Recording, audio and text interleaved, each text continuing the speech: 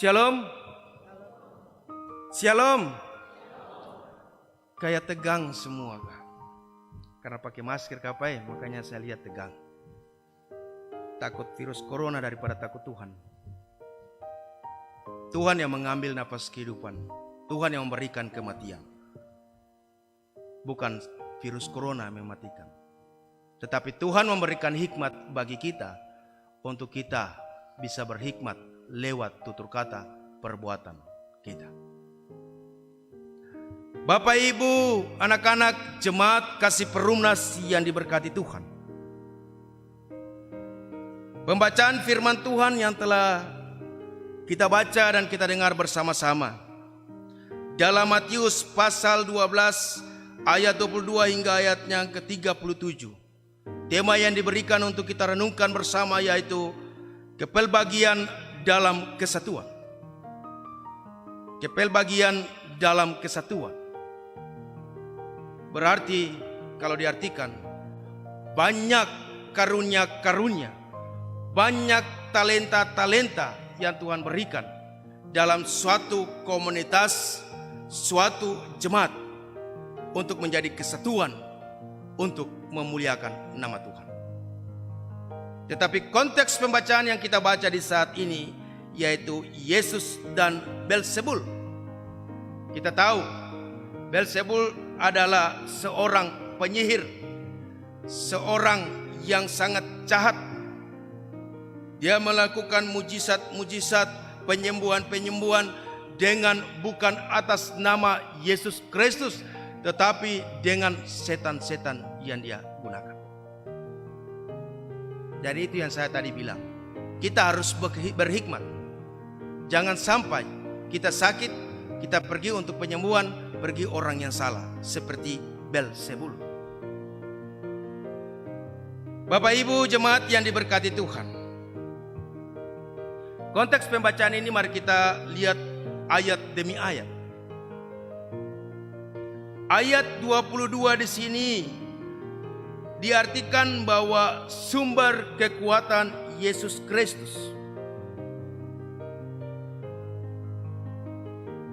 Sumber kekuatan Yesus Kristus. Yang mana ada seseorang yang kerasukan setan. Dia kerasukan setan sehingga dia bisa buta dan dia bisu. Ini beda. Orang yang kerasukan setan itu biasa dia memberontak. Dia mengucapkan kata-kata yang tidak baik. Tetapi dalam konteks pembacaan ini, seseorang yang kerasukan setan dibawa kepada Yesus yang mana dia buta dan bisu karena kerasukan setan. Yang mana Yesus Kristus menyembuhkan akan orang ini, yang mana dia bisa berbicara dan dia bisa melihat. Yesus Kristus membuat mujizat penyembuhan yang mana berakibat akan dua sampingan, yaitu dia bisa melihat dan dia bisa berbicara. Dan ayatnya yang ke-23 di sini bahwa banyak orang melihat dan orang banyak mengatakan bahwa ini agaknya dia anak Daud. Dalam suatu komunitas orang banyak, mereka mengatakan bahwa ini kayaknya anak Daud. Pernyataan ini dinyatakan oleh orang banyak bahwa sekalipun mujizat itu menunjukkan kemungkinan bahwa dia adalah Mesias, dan banyak orang sudah cenderung untuk mempercayai Yesus Kristus. Ayatnya yang ke-24, tetapi ketika orang Farisi mendengarnya, ia berkata, dengan Belzebul, penghulu setan, ia mengusir setan. ayat 24 di sini adalah suatu kelompok orang Farisi. Yang mana kita tahu bahwa orang Farisi ini orang yang betul-betul percaya kepada Yesus tetapi terlalu berlebihan. Terlalu berlebihan dengan kesombongannya, dengan keangkuhannya, sehingga kadang hanya sebagai KTP. Tetapi di balik itu dia melakukan hal-hal yang tidak baik. Itu suatu komunitas kelompok orang Farisi. Sehingga dalam hatinya mereka berkata, dengan Beelzebul penghulu setan ia mengusir setan. Dalam hati orang Farisi mengatakan hal itu. Dan Yesus Kristus menjawab bagi mereka. Dan Yesus juga mengetahui akan kedalaman hati dan pikiran. Sekarang ini Yesus juga tahu hati dan pikiran Bapak Ibu yang ada di gereja dan yang ada di rumah. Yesus Kristus mengetahui hal itu. Seperti Yesus Kristus mengetahui akan hati dan pikiran daripada orang Farisi, yang mana mereka kalau dikatakan divonis bahwa mereka menghujat Roh Kudus, mereka tidak percaya bahwa dengan kuasa Roh Kudus orang itu bisa sembuh dan bisa melihat dan bisa berbicara. Yesus Kristus mengatakan kepada mereka pada ayatnya yang ke-25 dan 26, yang mana perbandingan-perbandingan suatu pernyataan yang artinya bahwa mereka menghujat Roh Kudus dan konsekuensinya seperti apa. Yang mana Yesus Kristus memakai seperti kerajaan yang terpecah, rumah tangga. Itu adalah suatu perbandingan pernyataan yang mana artinya, mana mungkin setan mengusir setan. Dan dua bakalai di situ. Dan setan mengusir setan, tetap ada korban. Suatu pengalaman yang saya pernah lihat, bahwa orang yang memakai ilmu gelap untuk penyembuhan, itu ujung-ujungnya tidak akan lama. Dan kalau bilang bawa ayam putih, bawa beras 1 kilo, bawa bir bintang untuk sebagai penutup dari penyembuhan, itu berarti tumbal. Hati-hati Bapak Ibu. Saya di atas mimbar saja saya merinding, karena saya melihat dengan mata kepala. Dan saya lihat itu, bawa ayam putih, waktu masak pilih satu habis satu, mana yang dipersembahkan. Dan orang yang diobati itu ada jangka waktunya, langsung meninggal. Kita yang datang untuk berobat pada orang yang tidak betul, yang memiliki ilmu kegelapan setan, berarti itu menjadi tumbal. Kita akan jadi tumbal. Tetapi kalau kita berobat kepada Yesus Kristus, kita berpengharapan, beriman teguh kepada Tuhan dan minta penyembuhan dari Tuhan lewat kuasanya. Kuasanya menjamah dokter, kuasanya menjamah obat-obat, kita sembuh. Kalau kita punya iman, percaya kepada Yesus Kristus. Tapi kalau kita punya iman, percaya kepada pengobat-pengobat yang memakai ilmu gelap dan setan, itu siap-siap akan jadi tumbal.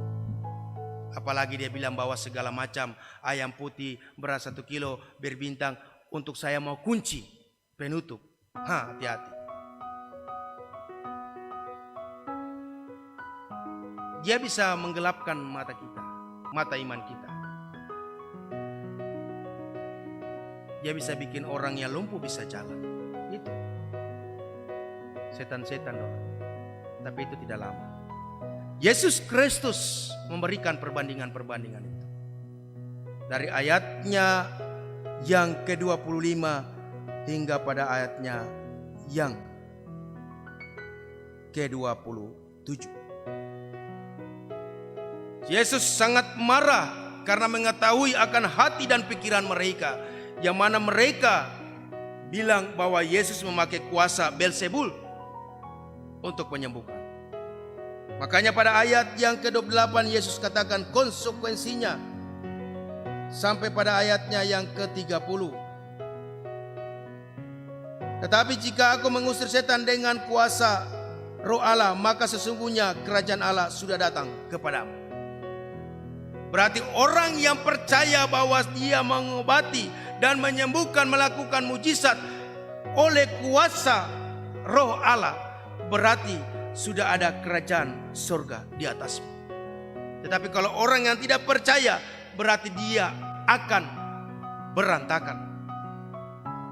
Dia akan terpecah belah. Seperti perbandingan, kerajaan akan pecah belah dan rumah tangga akan hancur. Kita lihat pada ayatnya yang ke-33.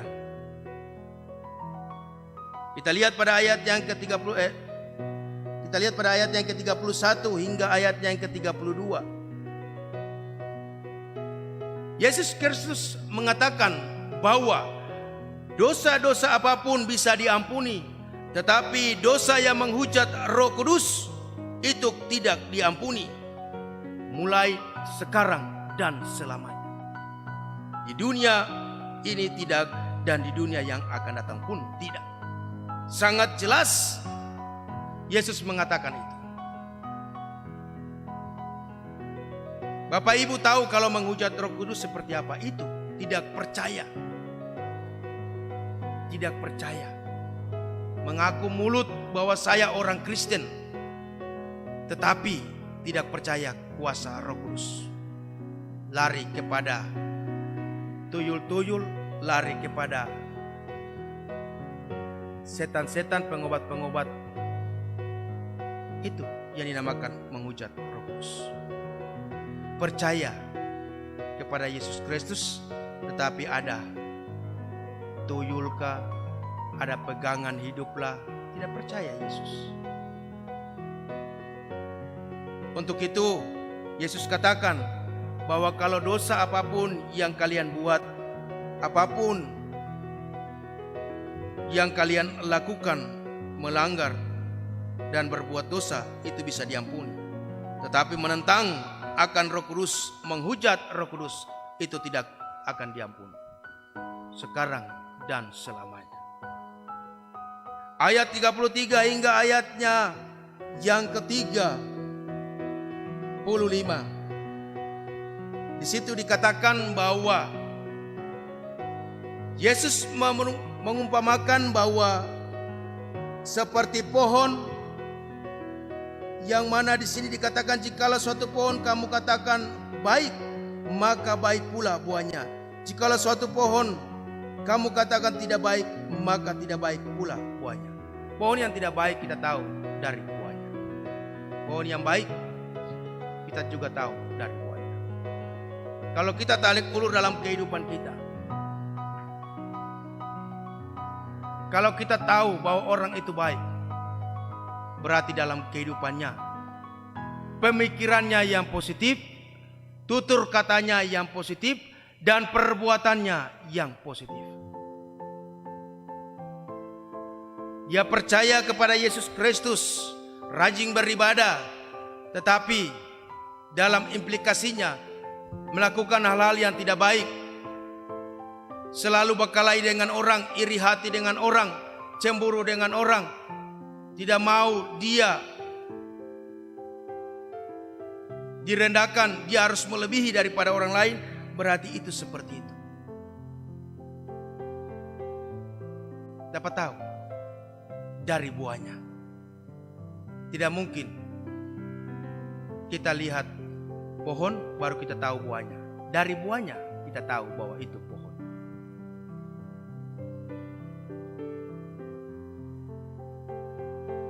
Dalam kehidupan kita kadang kita seperti perumpamaan ini. Pernyataan Yesus Kristus bagi kita di minggu pagi ini. Jangan kita bawa mengaku kita percaya kepada Yesus Kristus, beriman kepada Yesus Kristus, tapi implikasinya no. masih ada hidup. Baku marah, harus baku sayang. Terus yang berikut pada ayatnya yang ke-38 dan ayat yang ke-37. Tetapi aku berkata kepadamu, setiap kata sia-sia yang diucapkan orang harus dipertanggungjawabkan pada hari penghakiman. Karena menurut ucapanmu engkau akan dibenarkan, dan menurut ucapanmu pula engkau akan dihukum. Itu yang tadi saya katakan. Dalam kehidupan kita, perbuatan kita, tindak laku kita, tutur kata kita, pemikiran kita itu harus yang positif, seturut ajaran dan perintah Tuhan. Jangan maki-makian, bakalai mulai ungkit dari A sampai Z, suami istri bakalai ungkit dari A sampai Z, dan sebagainya. Karena sangat jelas dikatakan ayat 36 dan ayat 37. Pada waktu penghakiman, apa yang kau ucapkan, itu yang kau akan pertanggungjawabkan. Apa yang kau buat, itulah yang kau akan pertanggungjawabkan. Apa yang kita ambil dalam pembacaan kita, untuk kita pahami, kita lakukan dalam kehidupan kita. Yang pertama, Yesus Kristus yang bangkit itu mengetahui semua pikiran kita. Ia mengetahui apa yang kita maksudkan pada saat kita berbicara kepadanya. Tuhan tahu kedalaman hati kita. Tuhan tahu apa pikiran kita. Tuhan tahu apa yang kita perbuat. Tuhan tahu apa yang akan kita ucapkan. Untuk itu, tidak ada tersembunyi di hadapan Tuhan. Satu helai rambut jatuh ke tanah, Tuhan tahu. Tetapi kalau suami bisa tahu istri punya selai rambut jatuh, tidak tahu. Nanti kalau sudah banyak, sudah sapu, oh saya pemain tua, saya punya istri ini pun rambut gugur. Jadi tidak ada yang tersembunyi bagi Tuhan. Selalu kehidupan kita berserah kepada Tuhan, beriman teguh kepada Tuhan, bahwa Yesus Kristus yang telah mati dan bangkit, Dia tahu akan kehidupan kita. Yang kedua, kita harus percaya bahwa Yesus memiliki kuasa dan otoritas untuk mengalahkan kuasa setan. Jadi kita harus mengetahui hal itu, dan kita harus percaya bahwa kuasa Roh Kudus dengan otoritasnya mengalahkan kuasa setan. Jangan pergi ke tempat-tempat yang lain. Percayalah kepada Yesus Kristus. Perpanjangan tangan Yesus Kristus adalah suster, dokter, mantri, rumah sakit. Saya tidak mau pergi rumah sakit karena banyak COVID di sana. Jangan takut, jangan bimbang, jangan cemas. Tetapi kadang diri kita membuat kita cemas dan takut. Tuhan izinkan kita boleh hadir di tengah-tengah pandemi COVID-19. Tetapi sampai sekarang Bapak Ibu sehat-sehat toh? Seberapa bulan? Tetap sehat-sehat. Walaupun ada flu, batuk. Untuk itu kita harus percaya kepada kuasa Roh Kudus, kuasa Tuhan, yang mana Dia telah mati, bangkit, mengalahkan kuasa maut. Itu yang harus kita yakini. Dan hal yang ketiga, penghujatan terhadap Roh Kudus itu sama seperti menolak peranan Roh Kudus. Tidak mempercayai kuasa Roh Kudus. Banyak orang mengatakan bahwa jika saya melihat mujizat yang nyata, baru saya benar-benar percaya. Itu Thomas. Lihat dulu baru percaya. Kita secara kasat mata, kita tidak bisa melihat mujizat Tuhan. Tetapi kita rasakan kuasa Tuhan dalam kehidupan kita. Banyak contoh, banyak pengalaman rohani, pribadi lepas pribadi dan keluarga yang kita rasakan pertolongan kuasa Roh Kudus. Ada amin? Pakai masker sampai seterusnya bisa bilang amin. Ada amin? Iya. Harus percaya. Dan hal yang keempat yaitu menghargai dan mengakui semua karunia yang telah diberikan kepada kita. menjadi suatu kesatuan untuk memuliakan Tuhan. Bukan menjadi kesatuan yang mencerai-beraikan. Lain dan lain baku bakalai. Istri dan suami bakalai, orang tua dan anak bakalai. Tetangga dengan tetangga bakalai. Dan dalam pelayanan juga ada yang bakalai. Semua punya karunia dan talenta masing-masing. Bukan untuk menyombongkan diri. Seperti orang Farisi yang selalu menyombongkan diri. Tetapi pakailah ya karunia, talenta yang Tuhan berikan menjadi kesatuan yang sangat utuh erat untuk memuliakan nama Tuhan. Itu kejadian yang di Ambon itu tergiur dengan uang. Jual Yesus. Jadi propagator. Hancurlah kota Ambon. Itu pengalaman yang kita lihat. Jangan dengan talenta yang Tuhan berikan menjadi kesombongan bagi kita. Tetapi mari dengan karunia kepelbagian yang Tuhan berikan bagi kita, perpanjangan Tuhan, minta kuasa Tuhan untuk kita bisa merangkul menjadi kesatuan yang sangat utuh. Kiranya Roh Kudus menolong kita dengan firman-Nya di pagi hari ini. Amin.